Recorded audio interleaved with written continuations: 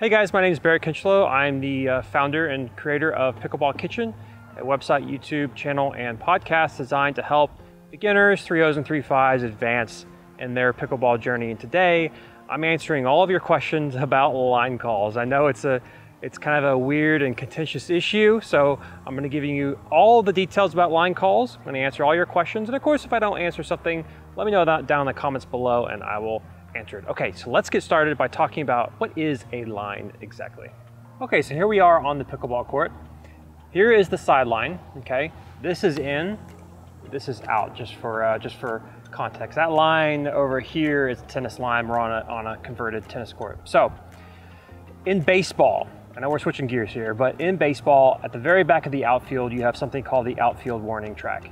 And what that is as a baseball player is running back, the outfield warning track is made of a different material like gravel and sand and so on. So as they're stepping on the track, it makes a lot of noise, right?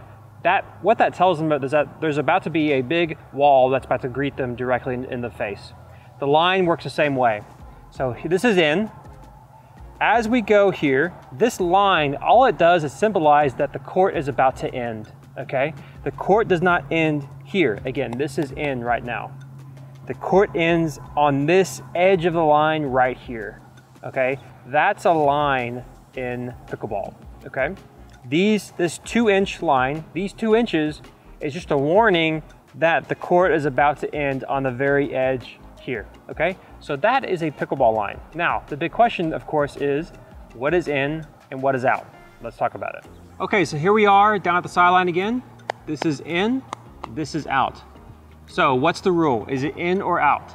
This ball, the physical material that this ball is comprised of, has to touch the paint that makes up this line, the paint, okay? Which means the physical ground itself, okay? So for example, if the ball lands directly on the line like that, it's in. If it lands just on the very edge to where I can see that the ball is on the paint, that is also in. However, if it lands right outside the edge of the paint, okay, but it's not touching it, even though you can see how it's hovering over, that ball is out. It's out, and that's really, really important, okay? Even though the ball is hovering over the line, just to repeat this, it is out. It has to physically touch the paint, okay? That's how you know if a ball is in or out. Now, my neck is cramping, so let's get up. Okay, so here are the basics about line calls. Essentially what happens is you make the call for your opponent, okay? So if a ball comes over and it lands near the line, okay, it's our responsibility as a team to call the shot, to call the ball, okay? The opponent can't call their own shots, right, obviously. So it's our responsibility as the team over here to call the lines, okay? Now, line calls, this first thing first here, line calls have to be made instantly, okay? You can't wait, you gotta call it, all right? The second thing is that the opponent is supposed to get the benefit of the doubt, okay? So if you see a ball that lands and you kind of sit there confused and you're like, I don't know, it's their point, okay? And it's really important for us to have integrity and forget about it, give them the point. If it's close, they get the benefit of the doubt, okay? Now, if you have one of your lines called during a tournament, for example, and you think that the opponent is wrong, then you can ask the ref to see if they saw it. But if the ref didn't see it and they called it out, guess what? It's out. It doesn't matter if it was a really bad call, it's out and there's nothing that you can do about it. Okay, the thing is though about these line calls is that it can get you into trouble sometimes, okay? So as an example, let's say that my partner just served, okay? The ball goes across, here comes the return. We're about to do our third, okay? The ball lands right near the baseline, okay? Who should call that ball? Myself or my partner, okay?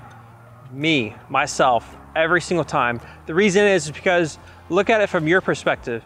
Could you easily see a ball, whether it goes in or out, on this line? Absolutely, so can I. And therefore, there should be only one person that calls the ball in or out in this situation, and it is me. Now, my partner, what should she do? If she thinks that it's going out, should she hit it? Absolutely, she should hit it. You should hit it every single time. Because what if it surprises you? What if the wind blows it in a little bit and it actually ends up being in and you don't hit it? Well, it's in and you just lost the point, okay? So when you're returning a shot at the baseline, and this counts for anything, by the way, this principle applies everywhere. Always just return the shot. You know, it doesn't matter if the ball was out or not. You don't lose anything by returning it, okay? And make sure that only one person, for the most part, is calling the shots on any given basis. That brings up my next little tip here, which is that, again, it goes back to the whole if there's any doubt thing. So if my partner says the ball was out, then I say, I think it was in, bam, they get the point immediately. If there's any doubt at all, they immediately get the point, okay? So let's talk about how to make a good line call. Okay, so how do you actually make an accurate line call? So let me show you from this perspective down here. Believe it or not, it actually has less to do with watching the ball than it does with watching what happens around the ball. So let me explain. From your perspective, you can probably clearly see that this ball is in, right? But I want you to notice something. Do you see how you can see paint behind the ball? You see how you can see the line right behind it? That's how you know it's in. From your perspective, and again, it's going to be different depending on where you are on the court, but from your perspective, you can probably not see anything behind this line, right? I'm having a hard time seeing the camera, so I don't really know for sure, but you shouldn't be able to see any paint, any line behind this ball. That's how you know it's out. So it's not necessarily seeing the ball itself, it's just watching the line. Because from your perspective, this ball is in because you can see the line right behind it, right? Try to use that principle when you're making line calls, and it'll make your job much, much easier. All right, guys, so that's line calls.